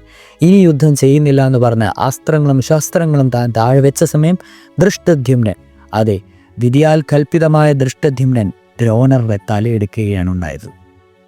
ജീവിതത്തിൽ ഉടനീളം കുറെ കോംപ്ലക്സിറ്റി നേരിട്ട ഒരു ഗുരു തന്നെയായിരുന്നു നമ്മുടെ ദ്രോണാചാര്യർ. എക്സ്പെഷ്യലി പറയുകയാണെങ്കിൽ നമ്മുടെ ഏകലവ്യൻ്റെ ആ ഒരു കഥ, ഇത് ഭയങ്കരമായിട്ട് ഇൻ്റർപൊളൈറ്റ് ചെയ്ത് ആൾക്കാർ കാണിക്കുന്നുണ്ട്. സത്യം പറഞ്ഞു കഴിഞ്ഞാൽ അർജുനനേക്കാൾ കേമനാവുമെന്ന് വിചാരിച്ചിട്ടല്ല നമ്മുടെ ദ്രോണർ ഏകലവ്യൻ്റെ പെരുവിരൽ ആവശ്യപ്പെടുന്നത്. സോ തൻ്റെ രാജ്യത്തിന് എതിരെ വേറൊരു യോദ്ധാവ് വരരുതെന്നുള്ള ഒരു ആഗ്രഹം നിമിത്തമായിട്ടാണ് ബോറി ക്രിട്ടിക്കൽ എഡിഷനിൽ ദ്രോണാചാര്യനെ ഡിഫെൻഡ് ചെയ്തുകൊണ്ട് പറയുന്നത്. ബട്ട് സ്റ്റിൽ ഇതിൽ അർജുനും എതിർപ്പായിട്ട് ബോറി ക്രിട്ടിക്കൽ എഡിഷൻ കാണിക്കുന്നുണ്ട്. കാരണം ബോറി ക്രിട്ടിക്കൽ എഡിഷനിൽ അർജുനൻ പലതവണ ദ്രോണരോട് ചോദിക്കുന്നുണ്ട്, എന്തിനായിരുന്നു അത്, ഞാൻ തന്നെ അവനെ ഡിഫീറ്റ് ചെയ്യുമായിരുന്നില്ലെന്ന്. അപ്പം നമ്മുടെ ദ്രോണാചാര്യർ തന്നെ പറയുന്നുണ്ട്, എനിക്കറിയാം പുത്ര, നീ തന്നെയായിരിക്കും ജയിക്കുക എന്ന്. ദേവന്മാരാൽ നിയോഗിക്കപ്പെട്ട് ദൃഷ്ടദ്യുമ്നനാൽ വധിക്കപ്പെടണമെന്ന് വിധി നിശ്ചയിച്ചില്ലായിരുന്നുവെങ്കിൽ ദ്രോണരുടെ മരണം അസംഭവ്യം തന്നെയായിരുന്നു. ഇനി നമ്മൾ moving on to the next level. അതെ, എസ് ടയർ വിഭാഗം. കുരുക്ഷേത്ര യുദ്ധത്തിലെ മഹാഭാരതം കുരുക്ഷേത്ര യുദ്ധത്തിലെ എസ് ടയർ യോദ്ധാക്കളായ 4 പേർ ആരൊക്കെയാണ്? സോ സ്റ്റാർട്ടിങ് ഫ്രം 4, അംഗരാജൻ, സൂര്യപുത്രൻ, വൈകർത്തനായ കർണൻ. ബോറി ക്രിട്ടിക്കൽ എഡിഷനിൽ ഇതിനെ സമ്മറൈസ് ചെയ്ത് ChatGPTയോട് കർണനെ പറ്റി ഒരു വിശേഷണം ചോദിച്ചപ്പോൾ പറഞ്ഞത് the tragic Titan of Mahabharata, the tragic hero എന്നാണ്. വസുസേനെന്നും രാധേനെന്നും സൂതപുത്രനെന്നും വൈകർത്തനെന്നും കർണൻ എന്നും അറിയപ്പെട്ടിരുന്ന അംഗരാജാവാണ് 4ാം സ്ഥാനം. കുന്തിക്ക് സൂര്യദേവനിൽ നിന്നുണ്ടായ കനിഷ്ഠപുത്രനാണ് അംഗരാജാവായ കർണൻ. അത് കഴിഞ്ഞ് അധിരഥൻ പറയുന്ന ഒരു ചാരിയറ്റർ അല്ലെങ്കിൽ ഒരു സാരഥി എടുത്തു വളർത്തി. രാധയായിരുന്നു അധിരഥന്റെ ഭാര്യ. അതിനാലാണ് രാധേയൻ എന്നും പേര് വന്നത്. ജന്മം കൊണ്ട് കുന്തിയുടെ മകനാണെങ്കിലും കർമ്മം കൊണ്ട് രാധേയനായി മാറിയ കർണനാണ് അംഗരാജൻ. മഹാഭാരത കുരുക്ഷേത്രം സംഭവിക്കാൻ കാരണമായ ഏറ്റവും കോർ ആൻഡ് വൈറ്റൽ പോയിന്റ് കർണന്റെ ഇൻഫ്ലുവൻസ് തന്നെയാണ്. കാരണം മഹാമയനായ ദ്രോണരും മഹാമയനായ ഭീഷ്മരും ഉണ്ടെങ്കിൽ കൂടി ഒരിക്കലും ദുര്യോധനൻ ഈ ഒരു യുദ്ധത്തിൽ സമ്മതിക്കുമായിരുന്നില്ല. ദുര്യോധനന് തൻ്റെ ആത്മമിത്രമായിട്ടുള്ള കർണനിലുണ്ടായിരുന്ന ആത്മവിശ്വാസത്തിൻ്റെ ഒരു പ്രതീകം തന്നെയായിരുന്നു യുദ്ധം. കർണൻ ഇല്ലായിരുന്നുവെങ്കിൽ ഒരിക്കലും ദുര്യോധനൻ ഈ ഒരു യുദ്ധം സമ്മതിക്കുകയില്ലായിരുന്നു. കാരണം ദുര്യോധനൻ അറിയാം ഭീഷ്മർക്കും ദ്രോണർക്കും പാണ്ഡവരോട് കൂറുണ്ടെന്ന്. ബട്ട് തൻ്റെ അപമാനത്തിൻ്റെ എല്ലാം ഒരു വിഗ്രഹമായി കണക്കാക്കപ്പെടുന്ന ചിരവൈരിയായിട്ടുള്ള അർജുനനെ തോൽപ്പിക്കുവാനുള്ള അടങ്ങാത്ത മോഹം കർണനുണ്ടെന്ന് ദുര്യോധനൻ മനസ്സിലാക്കി. ആ ഒരു രീതിയിലാണ്, ആ ഒരൊറ്റ കോൺഫിഡൻസിൻ്റെ പുറത്താണ് യുദ്ധം തന്നെ സംഭവിച്ചത്. ആക്ച്വലി പല കഥകളിലും കേട്ടതുപോലെ തന്നെ ദ്രോണാചാര്യർ ഒരിക്കലും കർണനെ നിരസിച്ചിട്ടില്ല. പ്രത്യേകതരം ദിവ്യാസ്ത്രങ്ങൾ ചോദിക്കാൻ ഇടയായപ്പോഴാണ് ദ്രോണ കർണനെ റിജക്റ്റ് ചെയ്തതെന്ന് ബോറി ക്രിട്ടിക്കൽ എഡിഷൻ പറയുന്നു. അതുകൊണ്ട് തന്നെ ദ്രോണറുടെ ശിഷ്യൻ തന്നെയായിരുന്നു കർണൻ. ഒരുമിച്ചാണ് ഇവരെല്ലാം പ്രാക്ടീസും ചെയ്തുകൊണ്ടിരുന്നത്. അത് കഴിഞ്ഞ് പരശുരാമൻ്റെ അടുത്ത് ദിവ്യാസ്ത്ര നോളജിനെ പറ്റി പോയി. ആ ഒരു ടൈമിൽ ദ്രോണരുടെ അടുത്ത് ചെന്നപ്പോഴേക്ക് കർണനെ ദിവ്യാസ്ത്രങ്ങൾ പഠിപ്പിക്കുവാൻ ഉന്നത കുലജാതനായിരിക്കുമെന്ന് പറഞ്ഞെന്നാണ് വിചാരിച്ചിട്ട് കർണൻ ബ്രാഹ്മണ വേഷത്തിൽ പരശുരാമൻ്റെ അടുത്തേക്ക് പോയി എല്ലാ അസ്ത്രശസ്ത്ര വിദ്യകളും പഠിക്കുന്നുണ്ട്. ബ്രഹ്മാസ്ത്രമായിരുന്നു അതിൽ ഏറ്റവും മെയിൻ. എന്നാൽ പിന്നീട് സത്യാവസ്ഥ അറിഞ്ഞ പരശുരാമൻ കർണനെ ശപിക്കുന്നുണ്ട്. നിനക്ക് ഏറ്റവും ആവശ്യം വരുന്ന ഘട്ടത്തിൽ നീ ഇത് മറന്നു പോകുമെന്നായിരുന്നു ആ ഒരു ശാപം. അതുപോലെ തന്നെ മഹാഭാരത യുദ്ധത്തിൽ ഇത്രയും ട്രാജിക് ആയിട്ടുള്ള കേഴ്സുകൾ അല്ലെങ്കിൽ ശാപങ്ങൾ ഏറ്റുവാങ്ങേണ്ടി വന്ന യോദ്ധാവ് വേറെ ആരും തന്നെ ഇല്ലെന്ന് പറയാം. ബട്ട് സ്റ്റിൽ ഇത്രയും റൂത്ത്ലെസ് ആൻഡ് കോൺഫിഡൻ്റ് ആയിട്ടുള്ള ഒരു വാരിയറും വേറെ മഹാഭാരതത്തിൽ ഇല്ല. കാരണം ഈവൻ ദ മൈറ്റി അർജുന പോലും ഒരു ഘട്ടത്തിൽ, യുദ്ധത്തിൻ്റെ ഒരു ഘട്ടത്തിൽ ശരിക്കും ഭയന്ന് വിഹുലനായി നിൽക്കുന്നുണ്ട്. ആ സമയത്താണ് ഭഗവാൻ ഗീതോപദേശം നൽകുന്നതും അർജുനൻ്റെ കോൺഫിഡൻസ് ബൂസ്റ്റ് ചെയ്ത് നിൽക്കുന്നതും. എന്നാൽ അർജുനൻ തൻ്റെ സഹോദരനാണെന്ന് അറിഞ്ഞിട്ടും ബാക്കിയുള്ള കൗന്ദയരെല്ലാം, അതായത് പഞ്ചപാണ്ഡവർ തൻ്റെ സഹോദരന്മാരാണെന്ന് അറിഞ്ഞിട്ടും സ്റ്റിൽ ദുര്യോധനൻ്റെ കൂടെ നിന്ന് ആ ഒരു യുദ്ധത്തിൽ അത്ര റൂത്ത്ലെസ് ആൻഡ് കോൺഫിഡൻ്റ് ആയിട്ട് യുദ്ധം ചെയ്തത് കർണന് മാത്രമേ പറ്റൂ. ഇദ്ദേഹത്തിൻ്റെ വിൽ പവറാണ് എന്നോട് ചോദിച്ചു കഴിഞ്ഞാൽ ഇദ്ദേഹത്തിന് 4ാം സ്ഥാനം കൊടുക്കാനുള്ള reasons. Mahabharatam Kurukshetram BORI critical edition പ്രകാരം അദ്ദേഹത്തിന് കൊടുക്കുന്ന ഒരു നോട്ടബിൾ സമ്മറി ഇങ്ങനെയാണ്. യുദ്ധത്തിൻ്റെ 17ാം ദിവസം Karna almost equals Arjuna in archery. അതായത് ധനുർവേദത്തിൽ അർജുനനോട് തുല്യം വന്ന ഒരു യോദ്ധാവ് അത് കർണൻ മാത്രമായിരുന്നു എന്നായിരുന്നു. ഇതിലെടുത്തു പറയേണ്ടത് യുദ്ധത്തിൻ്റെ 17ാം ദിവസം എന്നുള്ള ഒരു മെയിൻ ക്രിറ്റീരിയയാണ്. കാരണം ഭീഷ്മരുടെ മരണശേഷമാണ് കർണൻ കുരുക്ഷേത്രത്തിൽ പ്രവേശിക്കുന്നത്. അത് കഴിഞ്ഞ് അത്രയും നാളുണ്ടായിരുന്നിട്ടും 17ാം ദിവസം ഒഴികെ ബാക്കി എല്ലാ യുദ്ധത്തിലും ആർച്ചറിയിൽ അർജുനൻ തന്നെയായിരുന്നു മുന്നിൽ നിൽക്കുന്നതെന്നാണ് ബോറി ക്രിട്ടിക്കൽ എഡിഷൻ പറയുന്നത്. എന്നാൽ യുദ്ധത്തിൻ്റെ 17ാം ദിവസം ഓൾമോസ്റ്റ് ഈക്വൽസ് ടു അർജുന, അങ്ങനെയാണ് ബോറി ക്രിട്ടിക്കൽ എഡിഷൻ പറയുന്നത്. കർണന്റെ മാർഷൽ സ്കിൽസ് ആൻഡ് വെപ്പൺസ് എടുത്ത് പറയുകയാണെങ്കിൽ ബ്രഹ്മാസ്ത്രം, ഭാർഗവാസ്ത്രം, നാഗാസ്ത്രം ഇവ 3മാണ് ഏറ്റവും പ്രധാനപ്പെട്ട അസ്ത്രങ്ങൾ. അതുകൂടാതെ തന്നെ യുദ്ധത്തിന് വളരെ നാൾ മുമ്പ് കവചവും കുണ്ടലവും ഇന്ദ്രനാൽ അപഹരിക്കപ്പെട്ട ഒരു വ്യക്തിയും കൂടെയാണ് കർണൻ. കവചവും കുണ്ടലവും ഉണ്ടായിരുന്നെങ്കിൽ അർജുനന് കർണനെ വധിക്കുവാൻ സാധ്യമല്ലായിരുന്നു. പരാജയപ്പെടുത്തിയേക്കാം, ബട്ട് വധം അസംഭവ്യമാണ്. കർണനെ ഒരു സുപ്രീം ആർച്ചറായും ഒരു മെയ്സ് ഫൈറ്ററായും കണക്കാക്കപ്പെടുന്നു. അതായത് ധനുർവേദത്തിലെ നിപുണനും ഗദായുദ്ധത്തിൽ നിപുണനായും കണക്കാക്കപ്പെടുന്നു. അതുകൂടാതെ തന്നെ ഒരു ഉത്തമ സാരഥിയുമായിരുന്നു കർണൻ. ധൈര്യം, സത്യസന്ധത, ദാനധർമ്മം ഇവ 3മായിരുന്നു കർണന്റെ വജ്രായുധങ്ങൾ. യുദ്ധത്തിന്റെ 11ാം ദിവസം കർണൻ കുരുക്ഷേത്രത്തിൽ പ്രവേശിക്കുമ്പോൾ തന്നെ ഭീമനുമായിട്ടായിരുന്നു ആദ്യത്തെ എൻകൗണ്ടർ. അതിൽ ഭീമനെ ഒരു തവണ പരാജയപ്പെടുത്തുകയും ചെയ്യുന്നുണ്ട് കർണന് മറിച്ച് ഒരു വെല്ലുവിളിയായിട്ട് എപ്പോഴും വന്നുകൊണ്ട് നിന്നത് പാണ്ഡവപക്ഷത്തെ സാത്യകി എന്ന യോദ്ധാവായിരുന്നു. സാത്യകീനെയും പലതവണ തോൽപ്പിക്കുകയും ബാക്കിയുള്ള ഉപപാണ്ഡവരെയും തോൽപ്പിക്കുകയും ചെയ്യുന്നുണ്ട് കർണൻ. ബട്ട് ഇവരെ ആരെയും കർണൻ വധിക്കുന്നില്ല. അതുകൂടാതെ തന്നെ ഘടോത്കചൻ എന്ന് പറയുന്ന ആ ഒരു രാക്ഷസനെ കൊല്ലുവാൻ തക്ക ശക്തിയുള്ള ഒരേ ഒരു യോദ്ധാവ് അതന്ന് കർണൻ മാത്രമായിരുന്നു. വാസവി ശക്തി എന്ന ഇന്ദ്രൻ തന്ന ആ ആയുധം ഇല്ലായിരുന്നെങ്കിൽ അന്ന് തന്നെ, അതായത് ആ രാത്രിയിൽ തന്നെ കൗരവസേന മുച്ചൂട് മുടിച്ചേനെ. അതിൽ നിന്ന് രക്ഷിച്ചതും കർണൻ തന്നെയായിരുന്നു. അതും കഴിഞ്ഞ് യുദ്ധത്തിന്റെ 17ാം ദിവസമാണ് ആ ഡ്യുവൽ വിത്ത് അർജുന. മഹാഭാരത യുദ്ധത്തിലെ ദ മോസ്റ്റ് ആൻറ്റിസിപ്പേറ്റഡ് കൺഫ്രണ്ടേഷൻ. ഏറ്റവും പഴക്കം ചെന്ന റൈവൽറി എടുത്തു നോക്കിക്കഴിഞ്ഞാൽ അർജുനൻ വേഴ്സസ് കർണനേക്കാൾ പഴയതായിട്ട് ഒന്നും തന്നെ കാണുവാൻ കഴിയില്ല. അതിലെ ഒരു കീ പോയിന്റ് തന്നെയായിരുന്നു കർണൻ ഉപയോഗിച്ച നാഗാസ്ത്രം. നാഗാസ്ത്രം കൃഷ്ണൻ ഡൈവേർട്ട് ചെയ്ത് വിട്ടില്ലായിരുന്നുവെങ്കിൽ നിശ്ചയമായും അർജുനനെ ആ ഒരു യുദ്ധത്തിൽ പരാജയപ്പെടുത്തും എന്ന് ബോറി ക്രിട്ടിക്കൽ എഡിഷൻ പറയുന്നുണ്ട്. ഈ ഒരു കീ പോയിന്റിലാണ് ഓൾമോസ്റ്റ് ഈക്വൽസ് അർജുന അല്ലെങ്കിൽ നിയർലി ഡിഫീറ്റ്സ് അർജുന എന്ന് പറയുന്ന ആ ഒരു കോൺസെപ്റ്റ് തന്നെ വന്നത്. അതുകൂടാതെ തന്നെ മാതാവായ കുന്തി യുദ്ധത്തിനും തലേ ദിവസം തന്നെ കർണനെ കാണുവാൻ വരുന്നുണ്ട്. ആ ഒരു ടൈമിൽ കുന്തി കർണനോട് ആവശ്യപ്പെടുന്നുണ്ട്, എൻ്റെ മക്കളെ ആരെയും വധിക്കരുതെന്ന്. ആ ഒരു ടൈമിൽ കുന്തിക്ക് കർണൻ വാക്ക് കൊടുക്കുന്നുണ്ട്, അർജുനനൊഴികെ ഞാൻ ആരെയും വധിക്കില്ല എന്ന്. ഒന്നെങ്കിൽ അർജുനൻ അല്ലെങ്കിൽ നാം. എങ്ങനെ പോയാലും കുന്തിക്ക് 5 മക്കൾ ഉണ്ടാവുമെന്നും കർണൻ പറയുന്നുണ്ട്. മഹാഭാരതത്തിലെ പ്രധാന അധർമ്മങ്ങളിലും ഒരു തരത്തിൽ കർണൻ പങ്കാളിയാണ്.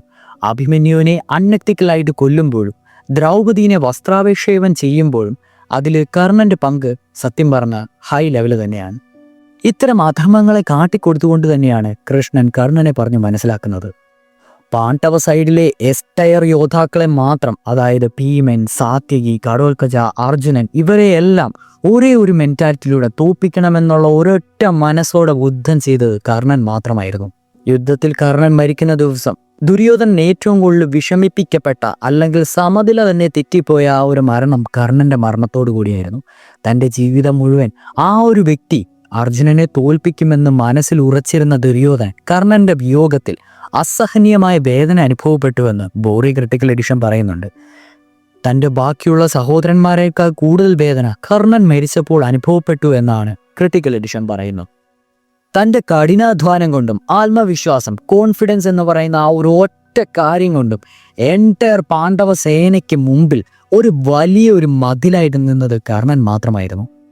അതിനൊരു പെർഫെക്റ്റ് എക്സാമ്പിൾ തന്നെയാണ് കൃഷ്ണൻ അർജുനനോട് പറയുന്നുണ്ട്, ഭീഷ്മരി, ദ്രോണരെയും പോലെ അല്ല കർണൻ നാളെ യുദ്ധക്കളത്തിൽ ഇറങ്ങുവാൻ പോകുന്നത്. അവൻ്റെ ആകെ ഒരു ലക്ഷ്യം നിന്റെ ഉന്മൂലന നാശമാണ്. അതിനുവേണ്ടി അവൻ ഏതൊരു അറ്റം വരെയും പോവുകയും ചെയ്യുമെന്ന്. അർജുനനെ വാൺ ചെയ്യുന്നത് സത്യം പറഞ്ഞാൽ ഭീഷ്മർക്കെതിരെയും ദ്രോണർക്കെതിരെയുമല്ല, കർണനെതിരെയാണ്. ആ ഒരു കാര്യം സാക്ഷാൽ ഭഗവാന്റെ വായിൽ നിന്ന് കേൾക്കണമെങ്കിൽ ഉദ്ദേശിക്കാവുന്നേ ഉള്ളൂ കർണൻ എന്ന യോദ്ധാവിൻ്റെ റേഞ്ച്. ഇന്ദ്രൻ വന്ന് തന്നെ ചതിക്കുവാനായിട്ടാണ് തൻ്റെ കവചവും കുണ്ടലവും ചോദിക്കുമെന്ന് അറിഞ്ഞിട്ടും അത് ദാനധർമ്മമായി കൊടുത്തത് കർണന്റെ ഏറ്റവും വലിയ മാസ് പ്രകടനങ്ങളിൽ ഒന്ന് തന്നെയാണ്. ഈവൻ ദോ ഒരു ആൻറ്റി ഹീറോ ആൻറ്റഗണിസ്റ്റ് സ്റ്റേജാണ് ബോറി ക്രിട്ടിക്കൽ എഡിഷൻ നമ്മൾ കർണന് കൊടുത്തുന്നെങ്കിലും ഈ ഒരു ദാനധർമ്മം അദ്ദേഹത്തിനെ ഒരു ഹീറോ ആയി മാറ്റി. അവസാനം കൃഷ്ണൻ തന്നെ പറയുന്നുണ്ട്, യുഗയുഗാന്തരം അങ്ങയുടെ കീർത്തി വർദ്ധിച്ചുകൊണ്ടേയിരിക്കുമെന്നും. അതുകൊണ്ട് തന്നെ ആയിരിക്കാം ഇന്നിപ്പോൾ മഹാഭാരതം എടുത്തു നോക്കിക്കഴിഞ്ഞാൽ ഏറ്റവും കൂടുതൽ ആരാധകരുള്ള ഒരു കേന്ദ്ര കഥാപാത്രം അത് അർജുനനേക്കാൾ മുകളിൽ കർണന് തന്നെയായിരിക്കും. സോ അംഗരാജൻ വൈകർത്തനൻ സൂര്യപുത്രനായ കർണനാണ് മഹാഭാരത കുരുക്ഷേത്ര യുദ്ധത്തിലെ എസ്റ്റയർ യോദ്ധാക്കളിൽ 4ാമൻ. ഇനി 3ാമത്തെ യോദ്ധാവ്. അതെ, മഹാഭാരതത്തിൽ പ്രഥമൻ യുധിഷ്ഠിരനാണെങ്കിൽ നായകൻ പാർത്ഥനാണ്. ഇത് പറയുന്നത് സാക്ഷാൽ വാസുദേവൻ കൃഷ്ണനാണ്. 3ാമത്തെ യോദ്ധാവ് മറ്റാരുമല്ല, 10 വിശിഷ്ട നാമങ്ങളിൽ പ്രസിദ്ധനായ, മഹാഭാരതത്തിൽ ഇതുവരെയും ആരാലും തോൽപ്പിക്കാത്ത ഗാന്ധീവധാരിയായ കുന്തിപുത്രൻ അർജുനൻ. അർജുനന് മഹാഭാരതത്തിൽ 10 നാമങ്ങളാണ് കൊടുത്തിരിക്കുന്നത്. 1 അർജുനൻ.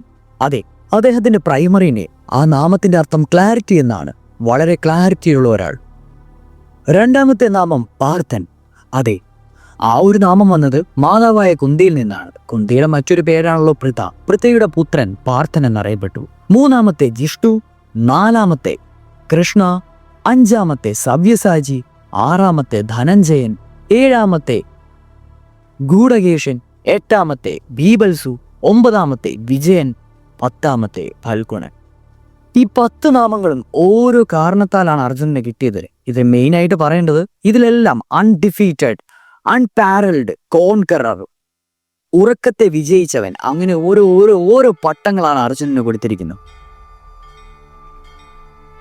മഹാഭാരതത്തിൽ പാണ്ഡുവിനും കുന്തിക്കും ഉണ്ടാകുന്ന മൂന്നാമത്തെ പുത്രനായിട്ടാണ് അർജുനനെ കണക്കാക്കുന്നത്. അതായത് ഇന്ദ്രന്റെ വരദാനം കൊണ്ട് ലഭിച്ച പുത്രൻ. അർജുനന്റെ ഗുരു സാക്ഷാൽ ദ്രോണാചാര്യരാണ്. എലോങ് സൈഡ് വിത്ത് ഗോഡ്സ് എന്നും പറയുന്നുണ്ട്. കാരണം ലോകത്ത് കിട്ടാവുന്നതിൽ വെച്ച് ഏറ്റവും വലിയ പരിശീലനം കൊടുക്കാവുന്ന ഗുരുവായ ഗുരുവിൽ നിന്ന് പരിശീലനം നേരിട്ട് നേടിയ ഒരാളാണ് അർജുനൻ. പറഞ്ഞു വരുന്നത് പരമേശ്വരനായ ശിവശങ്കരനെ പറ്റിയാണ്. ഭഗവാൻ ശിവന്റെ കയ്യിൽ നിന്നും നേരിട്ട് പാശുപതാസ്ത്രം എന്ന് പറയുന്ന ആ ഒരു ഏറ്റവും ഐക്കോണിക് ആൻഡ് പവർഫുൾ വെപ്പൺ നേടിയത് അർജുനൻ മാത്രമാണ്. അതുകൂടാതെ മഹാമയനായ ഭീഷ്മർ പോലും തന്നേക്കാൾ പ്രാവീണ്യമുള്ള ഒരു യുദ്ധത്തിലുള്ള യോദ്ധാവ് ഈ കുരുക്ഷേത്രത്തിൽ ഉണ്ടെങ്കിൽ അദ്ദേഹം സ്വയം മനസ്സിൽ വിചാരിച്ചതും അത് അർജുനനെ പറ്റി തന്നെയായിരുന്നു. അദ്ദേഹം ഒരു പട്ടിക തന്നെ യുദ്ധത്തിന് മുമ്പ് തയ്യാറാക്കുന്നുണ്ട്. രതി, അതിരതി, മഹാരഥി, അതിമഹാരഥി എന്ന് പറഞ്ഞ് അതിൽ അതിമഹാരഥിയായിട്ട് കൃഷ്ണനെയും മഹാരഥികളിൽ മഹാരഥിയായിട്ട് അർജുനനെയുമാണ് കണക്കാക്കുന്നത്. അർജുനൻ പോലും കഴിഞ്ഞാണ് അദ്ദേഹം സ്വന്തം സ്ഥാനം കണക്കാക്കി രേഖപ്പെടുത്തിയത്. അതുകൂടാതെ തന്നെ ബോറി ക്രിട്ടിക്കൽ എഡിഷന്റെ പല വിഭാഗത്തിലും പറയുന്നുണ്ട് അതിമഹാരഥി എന്ന് പറയുന്ന ഗണത്തിന് ഒട്ടും പിന്നോക്കമായിട്ടല്ല അർജുനൻ നിൽക്കുന്നതെന്ന്. കാരണം ഒറിജിനൽ ഒന്നും കൂടെ ട്രെയിൻ ആൻഡ് എക്സൽ ചെയ്യുമായിരുന്നെങ്കിൽ അതിമഹാരഥി തന്നെ ആയേനെ. റൈവൽഡറി എന്ന് പറയുന്ന ഒരു കാര്യം ഇതിൻ്റെ അടുത്ത് വരുന്നുണ്ട്, അർജുനൻ വേഴ്സസ് കർണൻ. എനിക്കറിയാം ഇത് പറയുമ്പോൾ വിഷമമുണ്ട് എനിക്കും, ബട്ട് സ്റ്റിൽ അക്കാഡമിക്സ് രീതിയിലും അസ്ത്രങ്ങളുടെ രീതിയിലും നോക്കിയാൽ അർജുനൻ ഫാർ ബെറ്റർ ആണ് കർണനേക്കാളും. അതായത് ഒരു തരത്തിലും നമുക്ക് കമ്പയർ ചെയ്യാൻ പറ്റത്തില്ല. ബോറി ക്രിട്ടിക്കൽ എഡിഷൻ പ്രകാരം ഗദായുദ്ധത്തിലും ധനുർവേദത്തിലുമാണ് കർണൻ പ്രാഗൽഭ്യം പുലർത്തിയിരുന്നുവെങ്കിൽ അർജുനൻ അറിവില്ലാത്ത ആയുധങ്ങൾ കുറവായിരുന്നു എന്ന് തന്നെ പറയാം. അതായത് ധനുർവേദം, വാൾപ്പയറ്റ്, കുന്തം, ഗദ, മൽപ്പിടുത്തം എല്ലാ രീതിയിലും അർജുനൻ പെർഫെക്റ്റ് ആയിരുന്നു.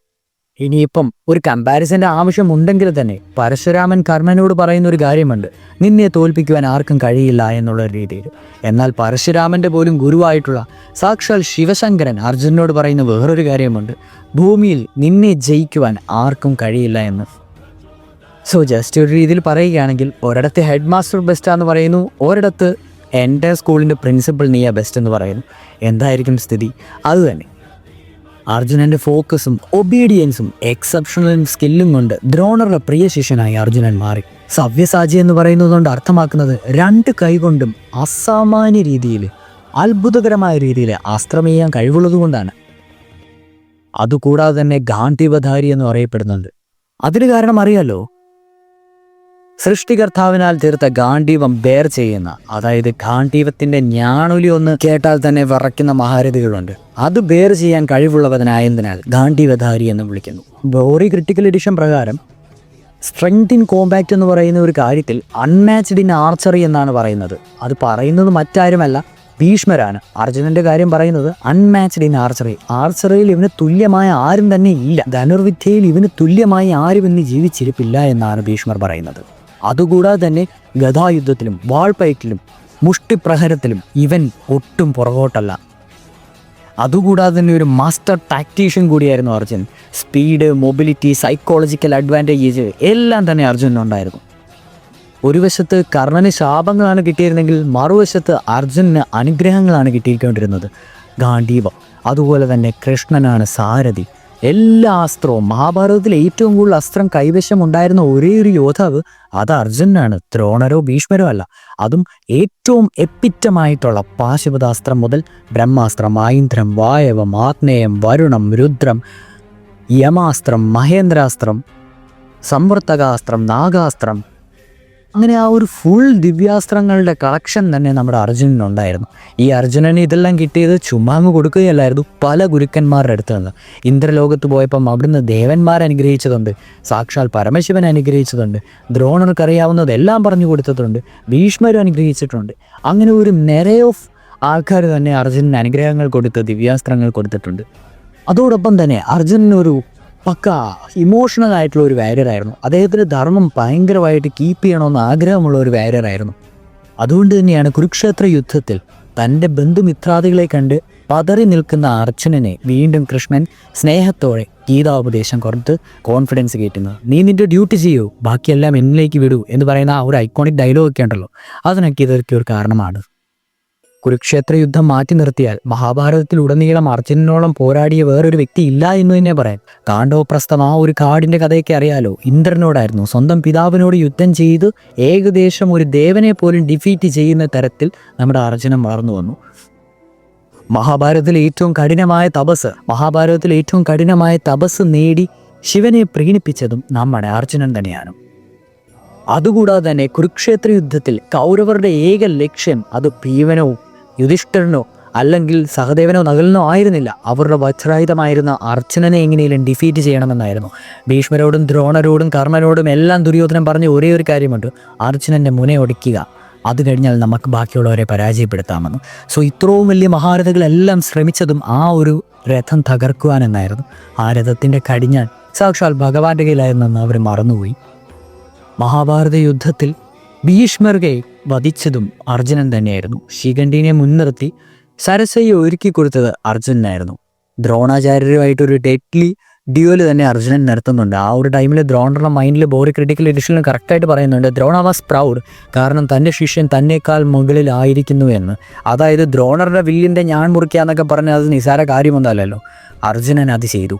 കൂടാതെ തന്നെ അഭിമന്യുവിനെ വധിച്ച ജയദ്രഥൻ്റെ ആ ഒരു ജയദ്രഥ വധു എന്ന് പറഞ്ഞാൽ വൺ ഓഫ് ദി മാസ് എന്ന് പറഞ്ഞാൽ അന്യായ മാസമുള്ള സീനാണ് കുരുക്ഷേത്രത്തിൽ. പിന്നെ 17-ാം ദിവസം കർണനുമായിട്ടുള്ളത് ആ ഒരു യുദ്ധം പറയേണ്ടതില്ലല്ലോ, എപ്പിക് ഡ്യുവൽ വിത്ത് കർണ. യെസ്, അത് കഴിഞ്ഞ് 18-ാം ദിവസം ശാലിനുമായിട്ട് യുദ്ധമുണ്ട്. അന്ന് ഫൈനൽ കമാൻഡറിനെയും കൊല്ലുന്നു. എന്തിനേറെ പറയുന്നു, അഭിമന്യുവിൻ്റെ വധം കഴിഞ്ഞിട്ട്, അതായത് യുദ്ധത്തിൻ്റെ 13-ാം ദിവസം അഭിമന്യു മരിക്കുന്നുണ്ട്. 14-ാം ദിവസം ജയദ്രഥനെ കണ്ടുപിടിച്ച് കൊന്നില്ലെങ്കിൽ സ്വയം ആത്മാഹൂതി ചെയ്യുമെന്ന് അർജുനൻ പ്രതിജ്ഞ ചെയ്യുന്നുണ്ടല്ലോ. ആ ഒരു ഒറ്റ ദിവസത്തിൽ അർജുനൻ കൊന്നൊടുക്കിയത് 7 അക്ഷൗണി കൗരവ പടയെയാണ്. അത്രയൊന്നും കാണാതിരുന്ന രുദ്രഭാവം കണ്ടു അർജുനൻ്റെ. അതിൽ കറക്റ്റായിട്ട് പറയുന്ന ലക്ഷ സൈനിക നിബന്ധനി എന്നാണ്. ഇത് കണ്ടിട്ട് കർണൻ പോലും ഭയപ്പെടുന്നുണ്ട്. കാരണം കർണൻ എന്ന് പറയുന്ന ഒരാളെ ആർക്കും ഭയപ്പെടുത്തുവാൻ പറ്റത്തില്ല. കർണൻ പോലും ഒന്ന് പതറി ആ ഒരു അർജുനൻ്റെ മുമ്പിൽ പോകുവാൻ എന്നാണ് ബോറി ക്രിട്ടിക്കൽ എഡിഷൻ പറയുന്നത്. യുദ്ധത്തിൻ്റെ 14-ാം ദിവസമാണ് കൃഷ്ണനും പാർത്ഥനായ അർജുനനും നരനും നാരായണനുമായെന്ന് എടുത്തു പറയുന്ന ഒരു രംഗം കൂടിയുണ്ട്.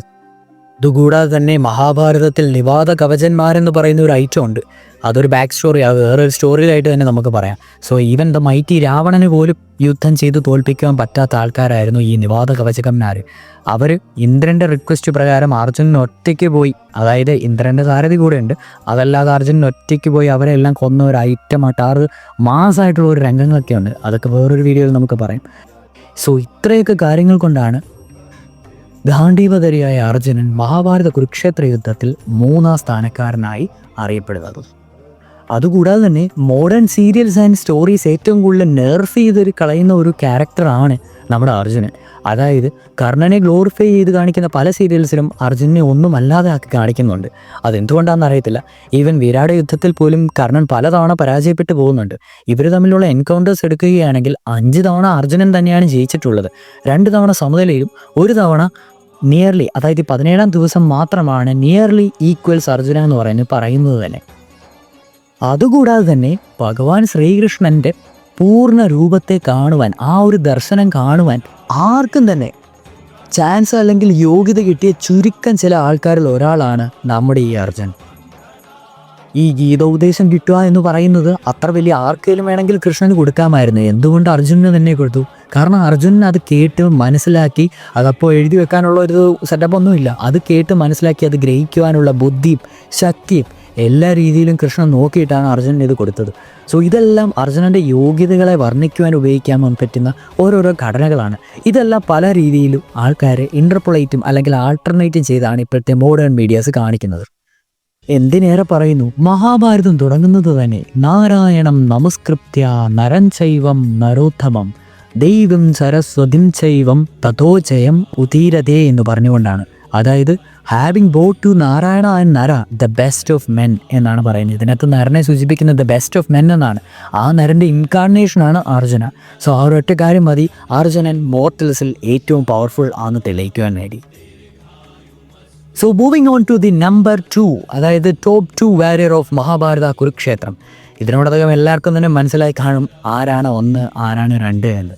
യെസ്, മൂവിങ് ടു ദ രണ്ടാമത്തെ ടോപ്പ് വാരിയർ ഇൻ മഹാഭാരതം കുരുക്ഷേത്ര യുദ്ധം.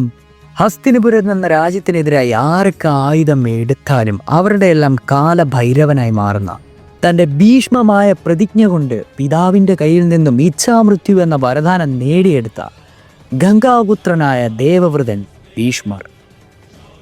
മഹാഭാരതത്തിൽ ഒരുപോലെ എല്ലാവരും ബഹുമാനിച്ച, ഭയപ്പെട്ട ഒരു സുപ്രീം വാരിയർ ഉണ്ടെങ്കിൽ അത് ദേവവ്രതൻ ഭീഷ്മരാണ്.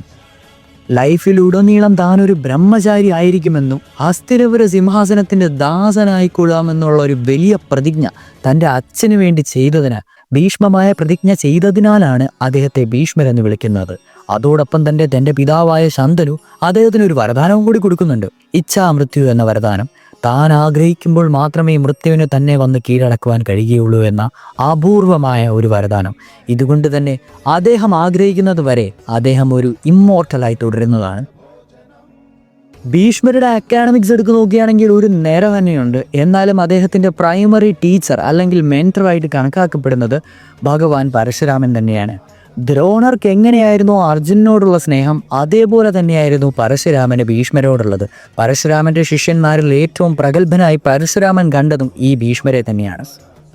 ആര്യാവർത്തത്തിൽ ആരും തന്നെ മഹാവായൻ ഭീഷ്മരോട് യുദ്ധം ചെയ്തിട്ടില്ല. കാരണം നമുക്കെല്ലാവർക്കും അറിയാവുന്ന ഒരു കാര്യമാണ്, ദ്രുപദൻ്റെ പാഞ്ചാലമായിട്ടായിരുന്നു അവർക്ക് ഏറ്റവും കൂടുതൽ ശത്രുതയുണ്ടായിരുന്നത്. അതോടൊപ്പം തന്നെ മഗധയായിട്ടും. ഈ രാജ്യങ്ങളൊന്നും ഹസ്തിനാപുരത്തെ ഇതുവരെ ആക്രമിക്കാൻ മുതിർന്നിട്ടില്ല. 1-2 ചെറിയ ബാറ്റിൽസ് അല്ലാതെ ആരും തന്നെ അവരുടെ ലൈഫ് റിസ്ക് ചെയ്തത് ഈ പാണ്ഡവരെയോ അല്ലെങ്കിൽ കൗരവരെയോ കണ്ടിട്ടൊന്നും ആയിരുന്നില്ല. അവർക്കൊരു ഗ്രേറ്റ് വാൾ ഉണ്ടെന്ന് അവർക്കറിയായിരുന്നു. അതെ, ദേവവ്രതൻ ഭീഷ്മർ. ഭീഷ്മരുടെ കൊടിയടയാളം കാണുമ്പോൾ തന്നെ എല്ലാ രാജ്യവും അങ്ങോട്ട് സറണ്ടർ ആവുകയായിരുന്നു. ഒരു യുദ്ധത്തിനുള്ള ആ ഒരു നീക്കം പോലും അവർ ചെയ്യുന്നില്ല. അതിന് ഏറ്റവും വലിയ ഉദാഹരണമാണ് ഹിഡുംബൻ എന്ന രാക്ഷസനെ 1-on-1 ബാറ്റിൽ നമ്മുടെ ഭീമൻ വധിച്ചിട്ടുണ്ടെങ്കിൽ ഇതേ രാക്ഷസന്മാരെ ഒരു തവണ വില്ലേജ് ആക്രമിക്കാൻ വന്നപ്പോഴേക്ക് നമ്മുടെ ഭീഷ്മർ അവരെ തടഞ്ഞു നിർത്തി ആക്രമിക്കുന്നൊക്കെ ഉണ്ട്. അതും ഒറ്റയ്ക്ക്. ഇത്രയ്ക്ക് സോളോ മാസ് കാണിച്ച ഒരു മോർട്ടലായിട്ടുള്ള ഒരാളൊന്നും ഇന്ന് അല്ലെങ്കിൽ അന്ന് ആര്യാവർത്തത്തിൽ ജീവിച്ചിരിപ്പില്ല. യുദ്ധങ്ങളിൽ, അതായത് രഥയുദ്ധത്തിൽ, വാൾപയറ്റിൽ, കുന്തയുദ്ധത്തിൽ, ഗഥായുദ്ധത്തിൽ, അങ്ങനെ എല്ലാ വാർഫെയർ എടുത്തു നോക്കിയാലും പുള്ളിക്കാരൻ പെർഫെക്റ്റ് തന്നെയായിരുന്നു. പെർഫെക്റ്റ് എന്ന് പറഞ്ഞാൽ പോരാ, അപരാജിതൻ തന്നെയായിരുന്നു എന്ന് വേണമെങ്കിൽ പറയാം.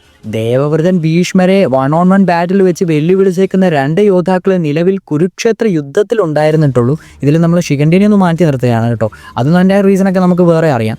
അല്ലാതെ 1-on-1 ബാറ്റിൽ പ്രൈം ടൈം എന്ന് പറയുന്നില്ല, ഭീഷ്മരുടെ പ്രൈം ടൈമിൽ അല്ല സത്യം പറഞ്ഞാൽ ഭീഷ്മർ യുദ്ധം ചെയ്തുകൊണ്ടിരുന്നത്. ബട്ട് അങ്ങനെ ഇരുന്ന ഭീഷ്മരെ പോലും 2 യോദ്ധാക്കൾ മാത്രമേ വെല്ലുവിളിച്ചിട്ടുള്ളൂ. 1 അംഗരാജൻ സൂര്യപുത്രൻ വൈകർത്തനായ കർണനും, 2 ഗാന്ധീവധാരി അർജുനന്റെ പുത്രനായിട്ടുള്ള അഭിമന്യു. ഇവർ 2 പേരും ഒഴികെ ബാക്കി ആരും തന്നെ. എന്നാൽ ഈ 2 യുദ്ധങ്ങൾ നടക്കാതെയാണ് പോയിട്ടുള്ളത്. അഭിമന്യുവിനെതിരെ ഒരിക്കലും ഭീഷ്മര് ഫുൾ പൊട്ടൻഷ്യലി യുദ്ധം ചെയ്യില്ല. കർണനെതിരെയായിട്ടുള്ള യുദ്ധം ദുര്യോധനൻ നിമിത്തമായാലും ശകുനി നിമിത്തമായാലും അത് ദോഷം ചെയ്യുമെന്ന് പറഞ്ഞ് നടക്കാതെയും പോയിട്ടുണ്ട്. ഈവൻ നമ്മുടെ അർജുനൻ ഭീഷ്മരെ വിരാട യുദ്ധത്തിൽ നേരിടുമ്പോൾ പോലും ഭീഷ്മർക്കും ദ്രോണർക്കും പ്രത്യേകതരമായിട്ടുള്ള റെസ്പെക്ട്ഫുൾ ആയിട്ടുള്ള രീതിയിലാണ് അർജുനൻ യുദ്ധം ചെയ്യുന്നത്. അല്ലാതെ ഇവനെ തോൽപ്പിക്കണം, അല്ലാതെ എനിക്കിവനെ മറികടക്കണമെന്നുള്ളൊരു മെൻറ്റാലിറ്റി അർജുനനില്ലെന്ന് ഭീഷ്മർക്കും ദ്രോണർക്കും അറിയാവുന്നതുകൊണ്ട് അത് സസ്നേഹം സ്വീകരിക്കുക തന്നെയാണ് 2 പേരും ചെയ്തിട്ടുള്ളത്. എന്തിനേറെ പറയുന്നു, നമ്മുടെ ബ്രാഹ്മണനായിട്ടുള്ള ദ്രോണർ പോലും ആർക്കെങ്കിലും വേണ്ടി ഒരു എയ്ഡ് ഹെൽപ്പ് അല്ലെങ്കിൽ ആരുടെയും ആജ്ഞ കേട്ടിട്ടുണ്ടെങ്കിൽ അത് മഹാമയനായ ഭീഷ്മറിന് മാത്രമാണ്. കാരണം ദ്രോണർക്ക് ഭീഷ്മറുടെ പവറും അദ്ദേഹത്തിൻ്റെ റെസ്പെക്ട്ഫുൾനെസ്സും അദ്ദേഹത്തിൻ്റെ ശക്തിയും ധർമ്മവും എല്ലാം നന്നായിട്ട് അറിയാമായിരുന്നു. അതേപോലെ തന്നെ കർണനും അർജുനനും ഉണ്ടായിരുന്ന പോലത്തെ ഒരു ദിവ്യമായ അത്രയും ഫേമസ് ആൻഡ് പോപ്പുലർ ആയിട്ടുള്ളായിരുന്ന ഒരു ധനുസ്സൊന്നും ഭീഷ്മർക്കില്ലായിരുന്നു. സാധാരണ ധനുസ് വെച്ചാണ് പുള്ളിക്കാരൻ യുദ്ധം ചെയ്തുകൊണ്ടിരുന്നത്. സ്റ്റിൽ പുള്ളിക്കാരൻ അൺഡിഫീറ്റഡ് ആണ്. യുദ്ധനീതികൾ മഹാഭാരത കുരുക്ഷേത്ര യുദ്ധത്തിൽ ഭീഷ്മർ ഭരിക്കുന്നിടം വരെ എല്ലാവരും പാലിച്ചു. ആ ഒരു ഒറ്റ കാര്യം ഓർത്താൽ മതി. കാരണം ഭീഷ്മർ എന്ന് പറയുന്ന ആ ഒരാളുണ്ട്, എടാ നീ ഇത് തെറ്റ് ചെയ്തില്ലേ എന്ന് പറഞ്ഞ് ചോദിക്കാൻ ഒരാളുണ്ടെന്ന് പാണ്ഡവർക്കും കൗരവർക്കും അറിയാവുന്നതുകൊണ്ട് യുദ്ധത്തിൻ്റെ ആദ്യത്തെ 10 ദിവസങ്ങളിൽ ഒരു ചതിയോ അല്ലെങ്കിൽ ഒരു രീതിയിലുള്ള രാത്രി യുദ്ധമോ അങ്ങനത്തെ ഒരു ലിസ്റ്റ് ഓഫ് റൂൾസ് ഉണ്ടായിരുന്നു യുദ്ധം പാലിക്കേണ്ടത്. അത് പറഞ്ഞു കൊടുത്തത് നമ്മുടെ ഭീഷ്മർ തന്നെയാണ്. സോ ഇവർക്കറിയാം എന്തെങ്കിലും തെറ്റ് പറ്റിയാൽ, ഞങ്ങൾ എന്തെങ്കിലും കള്ളത്തരം ചെയ്തിട്ടുണ്ടെങ്കിൽ അത് ഭീഷ്മർ കണ്ടുപിടിക്കുമെന്ന് ഓർത്തിട്ട് ഭീഷ്മരുടെ പതനം വരെ ആ റൂൾസ് എല്ലാവരും തന്നെ പാലിച്ചു. ഇതിൽ നിന്ന് മനസ്സിലാക്കാവുന്നുള്ളൂ ഭീഷ്മരുടെ പവർ ആൻഡ് റെസ്പെക്ട്ഫുൾ വാല്യൂസ് എത്രയാണ്. അതോടൊപ്പം തന്നെ ഈവൻ ദ മൈറ്റി ഗോഡ് ഭഗവാൻ ശ്രീകൃഷ്ണനെ പോലും തൻ്റെ ആ ഒരു വാക്കിൽ നിന്ന് പിന്തിരിപ്പിച്ച് തന്നെ കൊല്ലുവാൻ വേണ്ടി സ്വയം സുദർശനവും എടുത്ത് ഇറങ്ങി വരുന്ന ആ ഒരു കൃഷ്ണൻ ഉണ്ടെങ്കിൽ അത് ഒരേ ഒരു യോദ്ധാവിനെ എതിരെ മാത്രമാണ്, ഭീഷ്മർക്കെതിരെ. എപ്പോഴും ക്യാപ്റ്റൻ കൂളായിട്ട് നിൽക്കുന്ന കൃഷ്ണനെ പോലും അത്ര ഇറിറ്റേറ്റ് ചെയ്യണമെങ്കിൽ അദ്ദേഹത്തിൻ്റെ പവർ ഓർത്ത് നോക്കുക. കാരണം അർജുനൻ അപ്പോഴും റിലക്റ്റൻ്റ് ആണ്, തൻ്റെ മുതുമുത്തച്ഛനാണ്, തൻ്റെ ഗുരുവാണ്, ആ ഒരു രീതിയിൽ നിൽക്കുകയാണ്. ബാക്കി ആരെ കൊണ്ടും പറ്റുന്നുമില്ല. കാരണം അർജുനൻ മാത്രമാണ് ആകെയുള്ളവർ തുറപ്പിച്ചിട്ട്, പുള്ളിക്കാരനാണ് മൈൻഡ് മടുത്തിങ്ങനെ നിൽക്കുകയാണ്. ആ ടൈമിൽ കൃഷ്ണനല്ലാതെ വേറെ ആർക്കും അത് ചെയ്യാൻ പറ്റത്തില്ല. കാരണം ഒന്നാമത്തെ ഭീഷ്മർ അത്ര പവർഫുൾ ആയിട്ട് നിൽക്കുകയാണ്. സോ എന്നാ പറയണ്ടേ, even the god himself came to kill him എന്ന് വേണമെങ്കിൽ പറയാൻ.